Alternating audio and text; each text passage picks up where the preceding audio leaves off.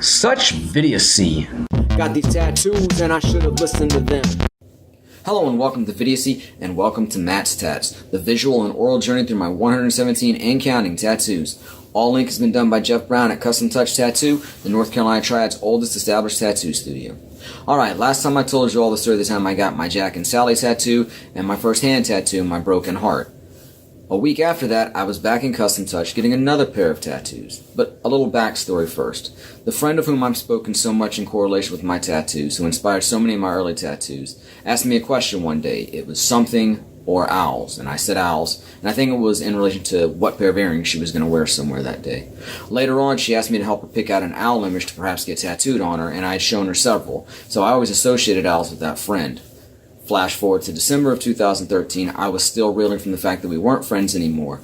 My daughter, son, wife, and I were Christmas shopping at our local mall. My daughter and I were going one direction, my son and my wife were going the other direction, and it seemed like all my daughter and I saw were owls at the mall. So it sort of became a running joke, like I'm being teased by life. Here are these owls that make you think of the friend that you don't have, who you would love to have as a friend when it's Christmas time for family and friends, etc., etc. Since then, owls kind of became a running joke with my family, and I've just come to embrace them as something I really dig. My youngest son, Johnny, seems to really be into owls, and so owls are just like our thing now. But it all started back then. Anyway, one of the owl images I found for her was this really cool new school looking owl. Now, I don't think she ever ended up getting it tattooed on her, but then one day my wife suggested, why don't you get your owl tattoo? I know you're feeling down. I know getting a tattoo makes you feel better. So I decided to get my owl. Thanks to my wife, Casey. She was the one that suggested I get it, of course, but it was not without controversy. The owl's eyes in the original picture were blue, and I asked Jeff to make them green as a tribute to my friend. This actually really hurt my wife at the time, and I really felt bad about it. I wouldn't have done it if I'd known she was going to react that way. I even offered to have Jeff color the eyes over another color, but she said no, it was fine, and we got over it and everything's good now, but at the time it was a bit of a point of contention between us. Now, I also got another tattoo that day that was actually a tribute to my wife, and it was my other heart tattoo on my other hand. Broken heart on this one.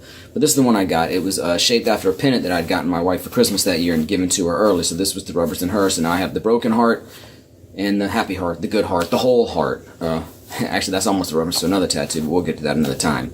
So anyway, this was December 11th, 2013, 1 week after I'd gotten tattooed before with the Jack Skellington and the broken heart tattoos. But I actually wasn't supposed to get tattooed that day. I was supposed to get tattooed either the day before or maybe 2 days prior to that.